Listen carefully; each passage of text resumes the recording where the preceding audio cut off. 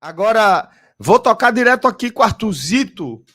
Arthur, conta para mim agora a história dessa vitória do Santa Cruz sobre o Central 1-0 e que coloca as equipes em rota de colisão mais uma vez agora pelas quartas de final do Campeonato Pernambucano. Conta a história desse confronto pra gente. Boa, Celso. Eu acho que a história dessa partida ela começa com a escalação do Santa Cruz para o jogo, né? E aí o Santa Cruz ele acaba repetindo o cenário, repetindo não, ele acaba seguindo o cenário que a gente comentou aqui no último programa sobre a possibilidade do Santa Cruz acabar poupando alguns jogadores, mas eu não diria exatamente, poupando, mas não poupando por uma questão de desgaste físico ou por uma questão de dar rodagem ao elenco, mas por uma questão de suspensão mesmo, né?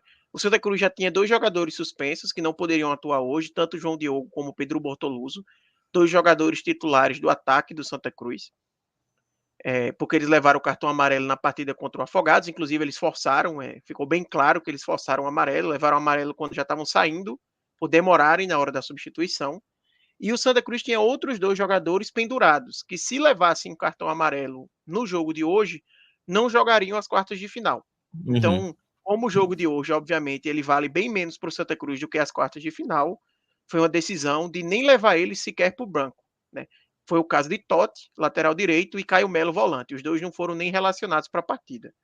Então, com essas quatro peças sem jogar, o Santa Cruz colocou um time misto, dá para se dizer, mas eu chamaria de força máxima diante do possível.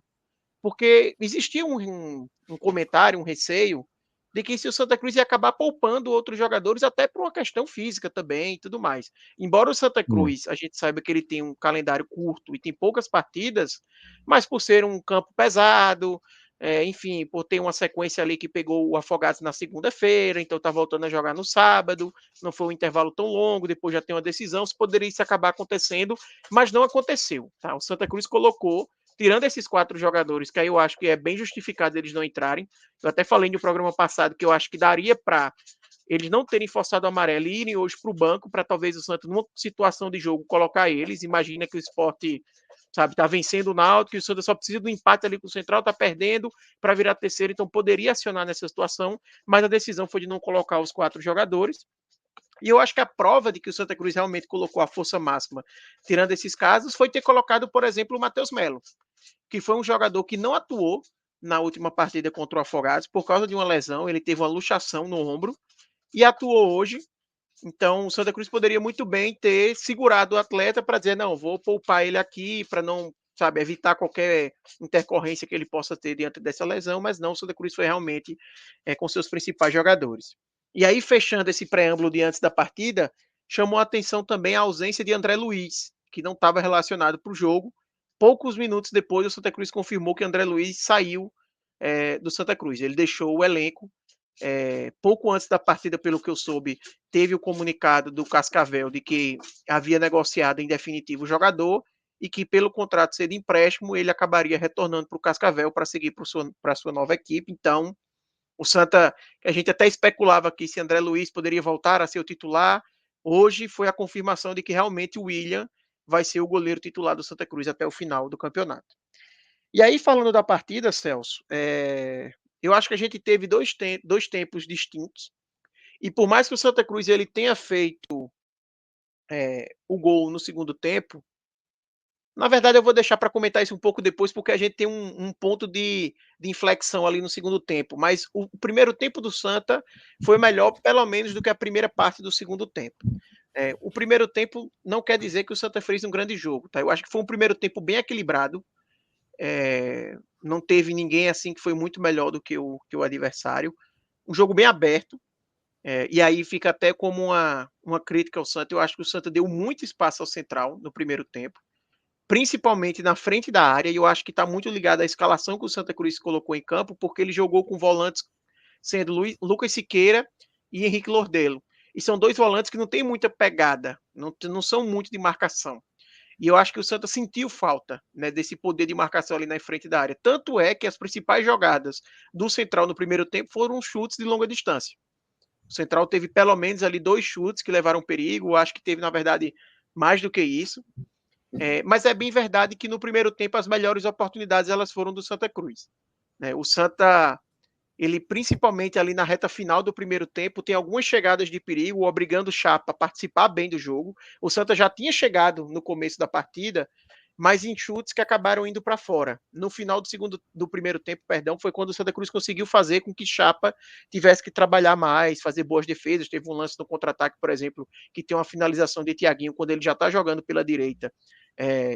Que Chapa faz uma boa defesa, talvez a principal chegada do Santa no primeiro tempo, mas no geral foi um primeiro tempo que o Santa teve dificuldades no último terço.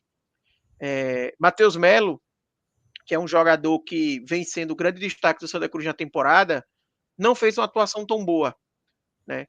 E aí eu falo dele porque tiveram alguns lances que eu senti ele um pouco afobado. Na verdade, isso já é um traço que ele vem mostrando um pouco na temporada. Ele é um jogador que ajuda muito na recomposição, ajuda muito na marcação, leva muita bola para o ataque, mas às vezes ele acaba sendo um pouco afobado e buscando a finalização antes da hora, quando poderia progredir um pouco mais na jogada. Então a gente viu isso acontecer tanto com ele, como também com o Thiaguinho.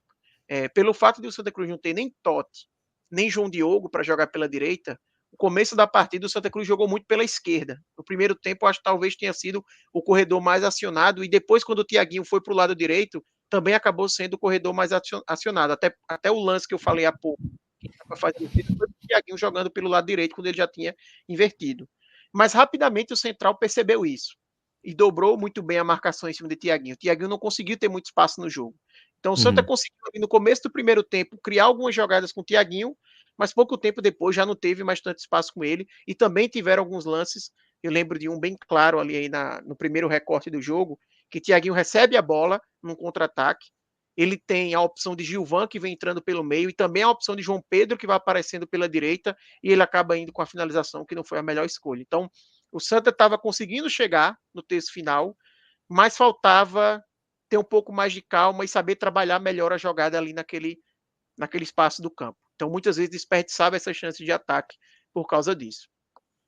E aí o Santa desce para o intervalo, volta para o segundo tempo com uma mudança, um 6 por meia dúzia, e aí quase que em termos de numeração era literalmente isso, porque saiu o número 6, Juan Tavares, e entrou João Vitor, uma troca na lateral esquerda, e aí o Santa volta muito mal para o segundo tempo.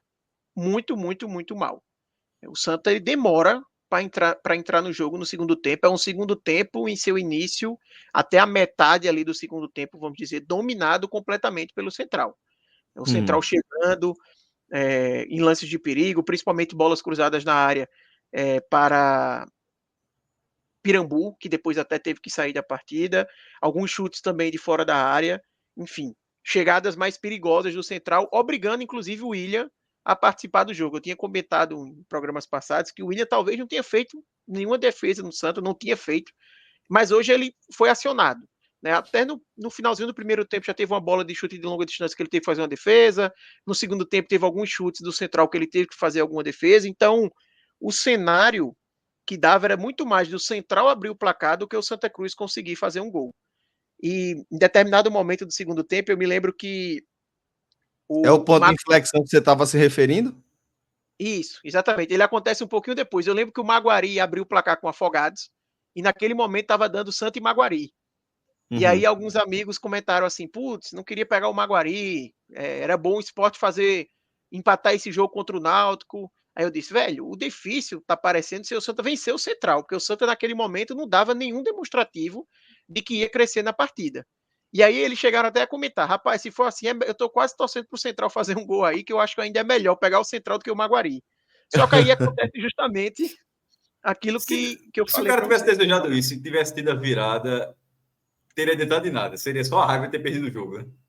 Exatamente. No fim das contas foi, por causa da virada do Afogado, né? Exatamente, exatamente. E na verdade, assim, imagina que o Sport tivesse conseguido um empate, aí o Santa leva a virada. A raiva que ia ser, porque o cenário de pegar o Afogado sendo terceiro e você ter deixado isso sair por causa desse pensamento ia ser cruel. Mas aí acontece o ponto de inflexão, Celso, como você tinha perguntado. E para mim o ponto de inflexão é a mudança que Itamar faz mais ou menos ali no meio do segundo tempo, que é quando ele tira Esqueci agora o jogador. Ele coloca Felipe. Ele tira Matheus Melo, justamente Matheus Melo, que vinha fazendo uma partida abaixo. Eu acho que ele Certo. talvez já tenha até sentido ali, porque estava fora, né? Fazia um certo tempo que tinha jogado e tudo mais. É um campo pesado, a gente sabe disso. Eu acho também que a atuação de Matheus Melo pesa um pouco ele ter dificuldade de entender o gramado. Não é um gramado do Lacerdão, um gramado pesado, para você querer carregar a bola por tanto tempo, sabe? É um jogo para você tocar a bola, tentar participar mais do jogo de forma construída e não de forma tão individual, enfim. E aí ele sai e entra Felipe Cardoso. Não obrigatoriamente porque Felipe Cardoso entrou tão bem na partida, mas porque o reposicionamento do time fez o Santa crescer no jogo. O Santa voltou a jogar com 2 pontas, porque ele fica jogando com o Thiaguinho e Felipe Cardoso, e ele coloca João Pedro no meio, que era uma posição que João Pedro tinha funcionado muito bem contra o Afogados. Né? A gente tinha até falado no último jogo que João Pedro tinha sido o melhor do Santa Cruz na partida. Né? E aí o Santa Cruz cresce. O Santa Cruz chega, talvez pela primeira vez, no segundo tempo, que é um cruzamento de Thiaguinho. Felipe Cardoso não cabeceia, não chega a ser uma finalização, mas é um primeiro lance de perigo. E pouco tempo depois tem o gol do Santa Cruz. Uma finalização de João Vitor de fora da área, o rebote de Chapa e Gilvan, Eu acho que, bem posicionado, infelizmente, faz o gol. para o Central, naturalmente, Chapa foi muito mal. Estava bem, detalhe, estava bem no jogo, mas, mas eu acho que foi falha grave. É um rebote de um chute muito defensável, e é um rebote muito ruim, que obviamente inconsciente, e rolou a bola para o atacante. Assim, foi muito infeliz. Porque ele poderia, pelo menos, ter espalmado com força, né, Cássio? Para a bola sair da área. Ele rolou, assim, não teve. Exatamente. Foi um vacilo grande de Chapa. Gilvan aproveitou em posição legal. No primeiro momento ficou aquela dúvida, mas depois eu até voltei assim um pouquinho, pausei o frame e ele claramente está atrás ali da linha de defesa e o gol realmente foi legal. Talvez, Celso, o ponto de inflexão realmente tenha sido o gol. Porque aí depois do gol ficou mais claro. O Santa Cruz cresceu muito no jogo. O Santa Cruz criou várias jogadas. Mas eu quis trazer um pouquinho antes, porque eu acho que o Santa vinha num cenário que ele nem chegava quase ao ataque. Com a mudança, ele começa a chegar e aí tem um gol pouquíssimo tempo depois. Então, até para ser um pouco justo, para não parecer assim que o Santa não estava nem chegando ao ataque, eu acho que por isso que eu fiz esse ponto de inflexão minutos antes. Mas é muito claro que depois do gol é que realmente tem uma mudança mais perceptível. Aí sim é um momento que o Santa começa a chegar com mais perigo, tem uma jogada de Felipe Cardoso que ele joga para trás, João Pedro faz a finalização, a bola vai para fora. De novo, depois tem uma chance de Thiaguinho, que ele faz a mesma coisa, aí João Pedro finaliza, a bola desvia na marcação, então o Santa consegue chegar com mais perigo. E o Central, ele vai voltar mais para o jogo quando já é bem na reta final ali, quase depois dos 40, aí o Central começa a chegar, o William dá uma vacilada no lance, né, para cumprir a cota dele de toda a partida, tem uma bola cruzada ali que escapa dele, depois ele consegue se recuperar, mas assim, no final eu acho que uma partida ok do Santa, não acho que foi uma grande partida. Fica de ponto positivo, é algo que eu já tenho até trazido aqui. Eu acho que alguns jogadores que tiveram a oportunidade de ser titulares pela primeira vez conseguiram deixar algumas impressões de que podem ser úteis para o Santa Cruz nas próximas partidas. O próprio Gilvan, por exemplo, é a terceira partida dele, já é o segundo gol dele com a camisa do Santa. A gente vai comentar isso melhor quando tiver o campinho ali. Mas. Já pode até trazer o campinho, Pedrito. Eu tava falando aqui no Silencioso justamente isso. Porque a partir de agora a gente já consegue analisar justamente esses aspectos, Artuzito. Boa, perfeito.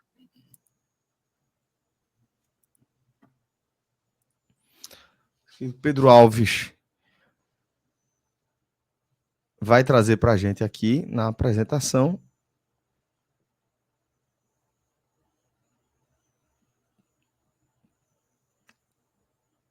Agora. Boa. Eu vou colocar para mim como eu falei, não foi uma grande partida do Santa, tá longe disso. Né? Foi uma partida abaixo. Eu até fui mais condescendente assim quando eu estava vendo o jogo, porque eu já imaginava que ia ser uma partida abaixo, porque eu não acho que ninguém do Santa entrou, sabe, sem levar o jogo a sério. Mas não é aquele. É um jogo que tem alguns jogadores que saíram, você vai sentir falta um pouco do entrosamento, alguns jogadores entrando pela primeira vez.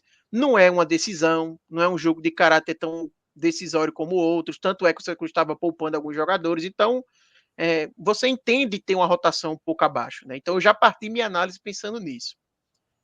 Eu colocaria aqui como principal jogador Gilvan. Eu colocaria ele, porque, obviamente, que o gol pesa, né? Embora tenha sido um gol de muito mais oportunismo do que uma jogada criada.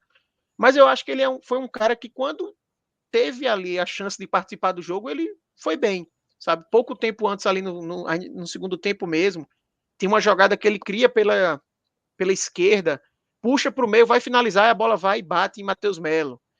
Tem outras jogadas que ele ganha no corpo e abre a bola, por exemplo. Então foi um cara que participou do jogo, né, muitas vezes ganhando ali da defesa, e teve o lance do gol, que ele estava bem posicionado. Obviamente teve a falha de chapa, mas eu daria esse crédito para ele ali, colocando como o melhor do jogo, até porque não acho que teve alguém que Coroinha lá em Gilvan e bolinha verde, né? Esse verde musgo.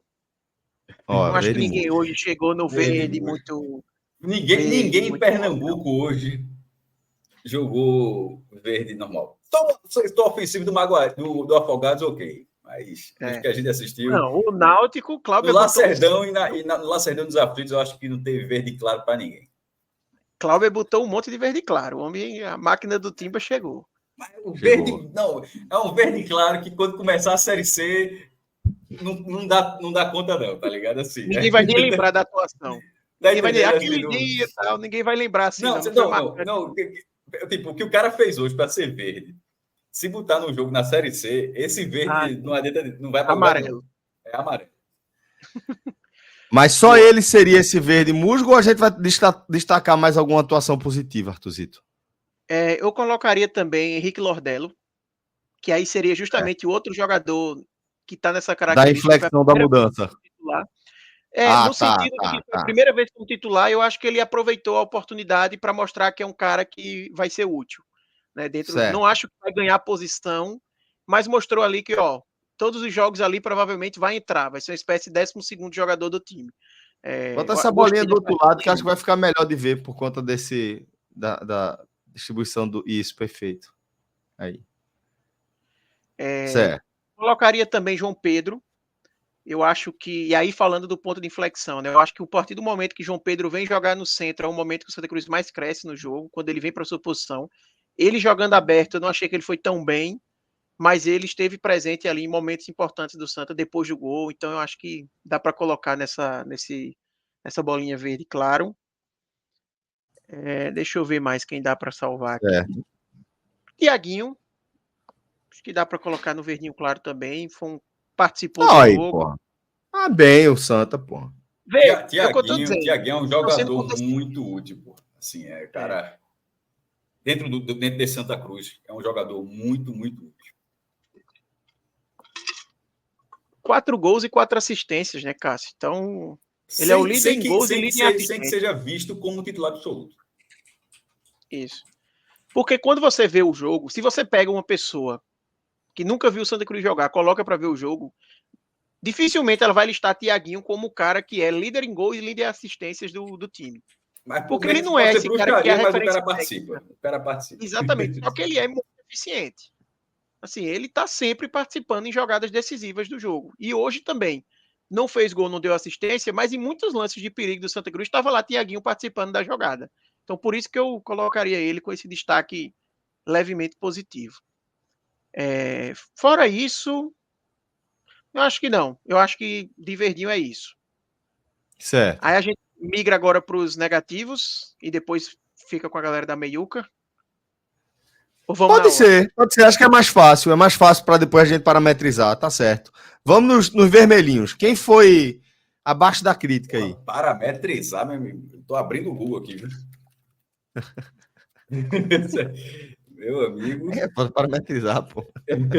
Deixa eu ver aqui. Alguém tem os verdinhos e tem os vermelhos, pô. Tá parametrizado agora. Mas jogou forte.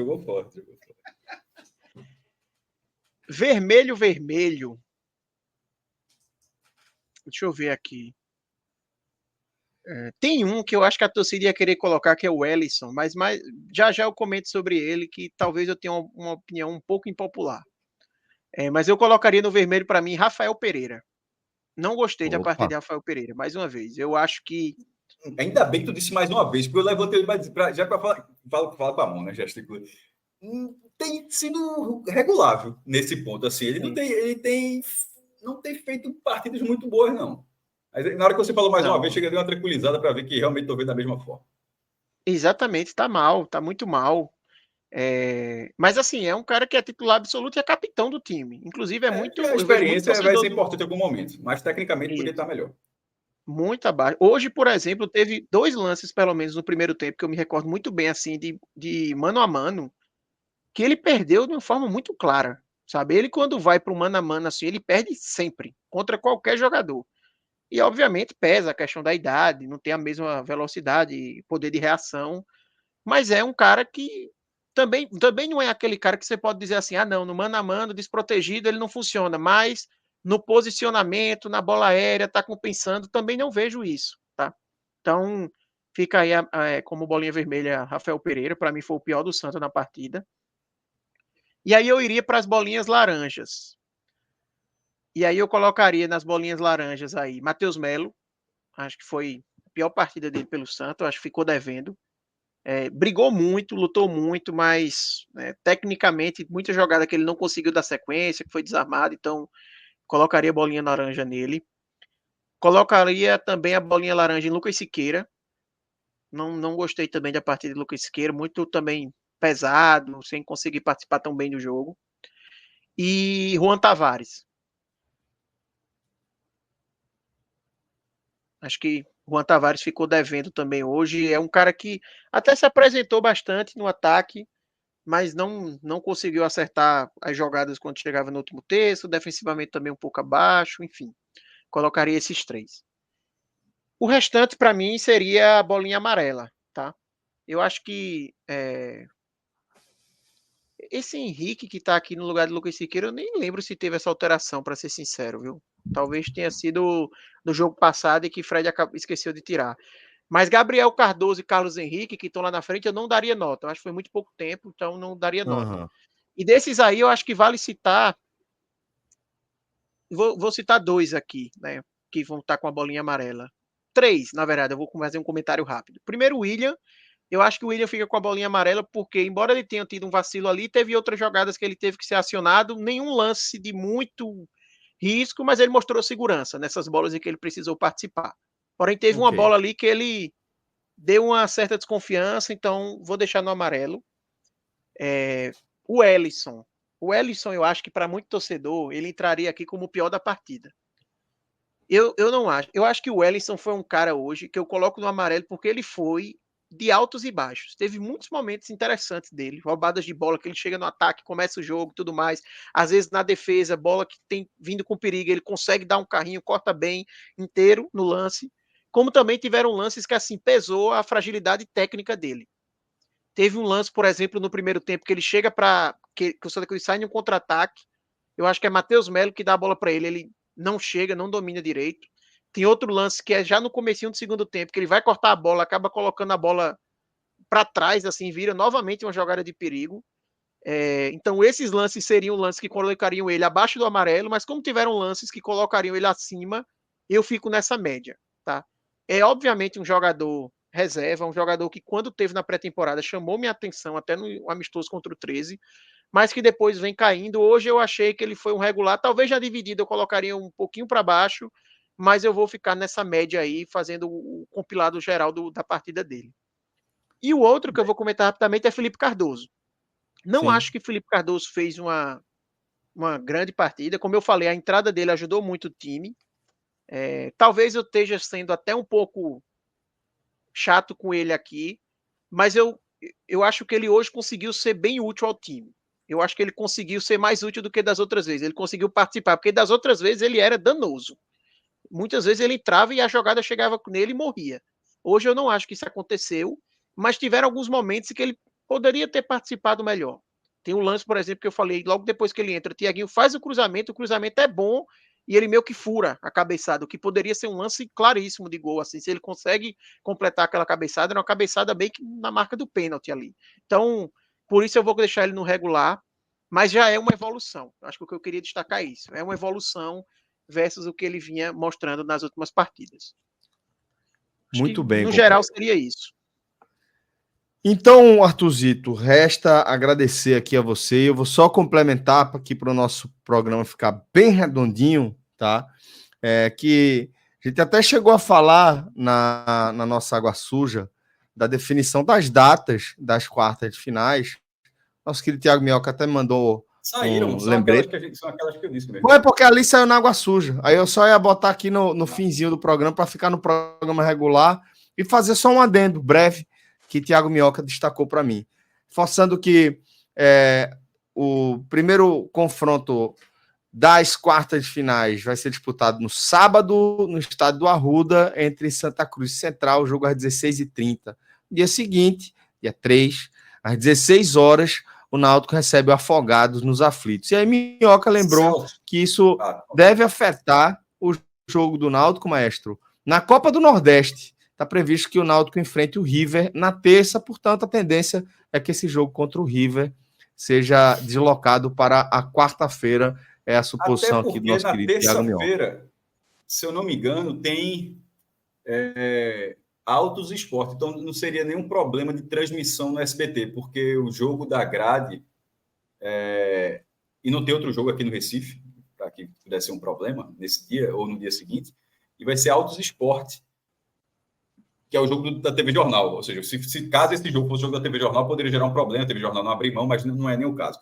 E aí, coloquei no blog só o chaveamento para colocar de forma bem didática, como é o futebol pernambucano, o Cearense também é assim, né, de G6, você começa nas quartas, os times estão esperando. Sport e Retrô repete ano passado, é a segunda vez seguida que Sport e Retrô largam assim na semifinal. Autos e Sport passou para a quarta também, Minhoca está informando. Mas continua sendo a TV Jornal, então assim, só esse jogo que era o jogo para cá, enfim. Isso. Mas não faria diferença, era só questão de grade que eu estava falando, caso fosse da grade, mas não há, na prática, não há nenhuma objeção para que esse jogo do Náutico seja terça ou quarta-feira. Para o Náutico é melhor, inclusive, que seja na quarta mesmo. E sobre a tabela, teve essa confirmação, ela é importante porque a tabela já estava detalhada, não era uma tabela básica, era uma tabela detalhada, e o jogo do sábado era entre o terceiro e o sexto, porque, tecnicamente, você consegue achar que, você vai ter o terceiro lugar, vai ter um time melhor do que ter o quarto e o quinto. Vai ter um time pior que é o sexto, mas vai ter um time melhor, vai estar o terceiro lugar em campo. Só que a Globo, no final, na hora que teve ali o final do jogo, quando teve a confirmação lá de Central e Santa de Náutico Sport, ou seja, já havia uma decisão interna, terminando dessa forma, qual o jogo seria? A Globo queria o jogo do Santa contra o Central, poderia até ser o Maguari no caso, mas é porque na prática é o jogo que vale a Série D, porque se fosse o Maguari, continuaria valendo a Série D, tá? A gente está falando do Santa Central, mas não mudaria não, continuaria valendo a Série D. É um jogo de apelo muito maior, primeiro na audiência, o Santa na audiência gerando mais que o Náutico, ok, mas eu acho que mais do que isso, porque pela tabela original, o confronto entre o quarto e o quinto realmente era no domingo, e o terceiro e o sexto seria no sábado, aí inverteu, o quarto e o quinto foi para o sábado, o terceiro e o sexto para o domingo, porque esse Santa Central é muito grande. É uma pena, na verdade, que o jogo da Globo não seja no domingo. Porque você já teria Náutico e Afogados. Porque você realmente jogaria sabendo se vale ou não a Série D de forma direta. Porque o vencedor de Santa e Central, ele dará um passo monumental para ir para a Série D. Uhum. Mas essa confirmação só virá no domingo se o Náutico tirar o Afogados. Se o Náutico não tirar o Afogados, os dois irão à semifinal, e aí... Se o Afogado for campeão, né? Ou mesmo finalista, de repente, porque o Santa Central, tipo, o Santa passou e cai na semifinal, e o Afogados, de repente, tira o Retrô, o Afogado já terá vaga, porque já será no mínimo vice-campeão, Celso. Não precisa nem ser campeão, na verdade. Então, assim... A não ser que o Santa Central chegasse na final, né? Aí seria a final valendo a vaga da cair. Não, tipo, Santa caiu na semifinal. Santa caiu na semifinal. Para ele pegar a vaga, o Afogados tem que cair na semifinal, porque se passar para a final... Agora, se realmente os dois forem para a final, mas aí teria que ser campeão, porque se o Santa for para a final e o Afogados estiver na final, aí seria a final valeria o título e a vaga da D. E a Série D. Mas, na prática, considerando que o Náutico é um time melhor do que o Afogados, embora o Afogados tenha conseguido uma vitória, quando terminar esse programa, eu realmente vou ver os minutos finais desse jogo. Estou curioso para saber como é que foi isso aí. Está no YouTube da FPF, ou seja, enfim. Até a emoção do estádio deve ter sido um negócio muito maluco, a decepção do Maguari. Mas o classificado de Santa e Central, pelas normas do regulamento, toda aquela confusão, ele é um pé e meio na Série D, porque eu acho que o Náutico é muito mais time para ganhar do Afogados. Agora, lembrando que se o Santa passar for o cenário, está confirmado. Mas se der Central, a gente vai lembrar daquele programa. A chance do Santa não reclamar na justiça o entendimento do regulamento, para mim, é nula a chance de Santa Cruz não ir à justiça questionar. Porque, mesmo com a fala de Evandro Carvalho, a gente vai tratar como tudo, mas assim... É questionável, é um regulamento questionável, mas enfim, na prática vai celebrar basicamente quem vai para a Série D ou não, mas caso seja o Central, dificilmente não haverá um questionamento na justiça e pelo lado do Santa adiante, eu faria o mesmo. Eu ia só fazer muito bem final, Celso. Claro, meu irmão. Aqui, não obrigatoriamente do jogo, mas duas coisas. Primeiro é essa questão das vagas, né? E aí só para deixar o caminho aqui para todo mundo, que talvez seja a pergunta que a gente mais recebe. Como é que o Santa vai para a Série D? Como é que o Santa faz para ir para a Copa do Brasil? Pronto. Agora, com o cenário formulado, fica mais fácil de entender. Como o Cássio já bem explicou. O que é que o Santa Cruz precisa para ir para a Série D? Primeiramente, ele precisa ganhar do Central. Se o Santa for eliminado pelo Central, ele está fora dessa disputa. Ele teria que ir para a disputa legal, que é o que Cássio falou, né? De entendimento. Mas a gente vai tratar como oficial o que a FPF falou, o que Evandro disse na entrevista. Então, o Santa Cruz precisa passar do Central. Passando do Central, ele só não vai para a Série D se o Afogados for finalista. Por isso que Cássio falou que, dependendo do jogo Náutico e Afogados, esse jogo Santa Central poderia já ser uma confirmação de vez que ele valeria a vaga da Série D. Porque se o Náutico tira o Afogados, Santa e Central é um mata-mata para garantir a vaga na Série D. Caso o Santa Cruz passe do Central e Afogados passe também, aí o Santa teria que ali torcer para o Retrô não cair para o Afogados, ou, como a gente falou, se os dois forem para a final vai ficar valendo essa vaga da Série D. Então, em resumo, o Santa precisa vencer o Central, já vai dar um passo enorme, e aí torcer para o Afogados não chegar na final. Pensando em Copa do Brasil, o cenário de Copa do Brasil ficou mais complicado para o Santa, porque ele ficou em quarto lugar. Então, o Santa, para ir para a Copa do Brasil, ele tem que ser finalista do Campeonato Pernambucano, que ele já garante direto, ou cair nas semifinais, mas o Afogados tirar o Náutico. E o Afogados não tirar o Retrô. Ainda tem isso. Então, isso dentro do cenário posto. Porque Romero Magalhães, inclusive, deixou até uma mensagem para mim no Twitter, falou: Cássio, aquela entrevista de Evandro não tem validade jurídica. Eu estou dizendo, se der o cenário, a gente está falando de todo o cenário da forma mas esse que eu estava falando já era da Copa do Brasil, Cássio. Eu falei o exemplo, então, eu falei o da Série D, que assim, o da Série D eu dividi assim, sem briga judicial e com briga judicial, vamos dizer. Perfeito. Se o Santa cair para o Central, aí é briga judicial, para ver o que vai acontecer. A única forma de não ter briga judicial, se o Santa cair para o Central, é se o Central for campeão pernambucano. Porque a vaga... Se o Central for finalista, já seria isso, né? Quer dizer, dependeria do Retrô ser finalista ou não. Porque se o Retrô fosse o campeão, aí ainda daria essa confusão, né? Não, se o Central terminasse na frente do Retrô. Não, se o Central for finalista e o Retrô cair na semi, não tem confusão, não. A vaga é do Central. Mas eu digo que se o Retrô for o finalista com ele. Aí o Central... Veja, se o Central for a final, a vaga é dele se o Retrô não estiver lá. Se o Retrô estiver lá, ele precisa ser campeão. Isso, exatamente. Aí, falando de Copa do Brasil, é isso. O Santa Cruz teria que ser finalista, ou se ele cai na semi, tem que ser um cenário que o Afogados tirou o Náutico e o Retrô tirou o Afogados. Isso. É esse o cenário. Né? Ficou um pouco mais difícil a Copa do Brasil. Assim, na prática, eu acho assim, para ir a Copa do Brasil, o Santa tem que eliminar o Sport. Isso, exatamente. E pensando em Copa do Nordeste é um pouquinho mais complexo, mas é o seguinte, para ir para a fase de grupos... Boa sorte para tu aí. Fase de grupos, o Santa só vai se for campeão pernambucano. Não tem outra chance. Para a pré-Copa do Nordeste, o Santa Cruz vai se Náutico ou Sport forem campeões, ou caso um time do interior vença, ou seja, caso vença o Campeonato Pernambucano, Central, Afogados ou Retrô. Na verdade, se for Central, o Santa já estaria fora, porque o Central estaria tirando o Santa. Então, se for Retrô, Afogados o campeão, o Santa só poderia ficar atrás de Retrô, Náutico e Sport no máximo. Não poderia acontecer da final, por exemplo, ser É porque não tem como, né? A final ser Retrô e Afogados. Então, na verdade, o Santa Cruz tem que torcer para a final, para ou o Sport ou o Náutico serem campeões, e caso seja um time do interior, no caso Retrô ou Afogados, ele tem que chegar pelo menos na semifinal. No geral é isso. Para ficar mais simples, a chance do Santa Cruz não ir para a pré-copa do Nordeste é muito pequena, né? Porque ele teria que cair para o Central. Essa é a vaga quase certa. Exatamente. Ele teria que cair para o Central e, além disso, o campeão ser pernambucano ser ou Retrô ou Afogados. Não é muito provável, né, que isso tudo aconteça. Pode acontecer, pode só cair para o Central e depois o Retrô ganha aí, mas não é o cenário dos mais Seria prováveis. o caminho mais factível desse cenário que você traçou, né? Exatamente. E aí só um outro comentário, Celso, assim, que vale falar, é que assim, o Santa termina a primeira fase com 19 pontos. E eu considero uma boa primeira fase do Santa. Se a gente tivesse aqui, antes do campeonato começar, falando qual o torcedor do Santa que assina ter 19 pontos na primeira fase, eu acho que todo mundo ia assinar. O que o Santa... Pô, o que aconteceu? A campanha foi boa. Assim, venceu todos os intermediários.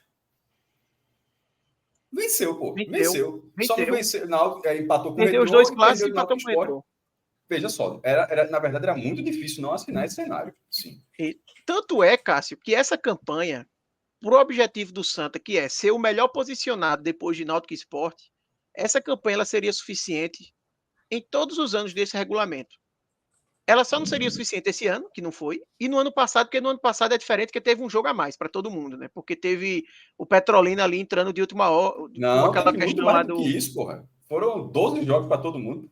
3 jogos a mais. Verdade, 12 jogos, que eram 13 times, né? Não foram 10. 13 times ano passado. Ano passado foi até mais, exatamente. Ano passado não dá pra gente considerar. Mas dos outros anos, 2018, 2019, 2020, 2021 e 2022, nesses 5 anos, essa campanha do Santa seria suficiente para ele ter garantido a vaga da Série D na primeira fase. E eu não digo quando era 2 vagas, não, considerando esse regulamento, que era só o primeiro colocado. Então isso mostra como a primeira fase foi boa, mas pesou. E aí o Santa pode olhar sobre 2 primos. Pesou ele não ter vencido o Retrô, aquela falha contra o Sport, por exemplo, porque se o Santa tivesse empatado aquele clássico contra o Sport, o Santa hoje teria terminado em segundo colocado. Quer ficar triste? O Santa, tirando o Santa, a campanha do Santa está ótima. Mas o que poderia ter acontecido fora o que o Santa fez? O Santa fez tudo que cabia a ele. O Sport tem 2 derrotas, para o Náutico e para o Retrô. Se o Santa tivesse se 2 empates, o Santa estava na Copa do Brasil e na Série D. Isso. Não, aquele gol que o zagueiro falha contra o Sport já seria suficiente para o Santa terminar em terceiro. Só que outro ponto também... Mas não teria D. Isso. Mas outro ponto, por exemplo, que o Romero fala que pesa. O Retrô venceu Sport e Náutico. Um empate nesses 2 jogos e o Santa já teria terminado na frente do Retrô. Realmente. E venceu o Sport jogando muito bem e venceu o Náutico com um jogo horroroso. Esse é o jogo que realmente embaralhou o campeonato. O próprio Náutico, inclusive, é o que custou ao Náutico o G2. Veja só, aquele jogo, 3.096 torcedores na arena no domingo passado, custou ao Náutico a classificação à semifinal e a Copa do Brasil quase certa. Tem uma boa chance, mas ainda tem nas quartas, tem a semifinal, seria uma Copa do Brasil quase certa. E ainda, indiretamente, ainda custou a vaga da Série D ao Santos, aquele resultado. Sim, mas o retorno não tem nada a ver com isso, né? Tá falando só em relação sim. O sinal também não dá para o Santa dizer assim. Não dá também para o Santa dizer assim, tive azar, porque ele teve a chance também de vencer o Retrô no confronto direto que resolveria e não conseguiu. Né? Então, exatamente. Então, faz parte. Mas era isso, só para fazer um apanhado final aí da primeira fase do Santa.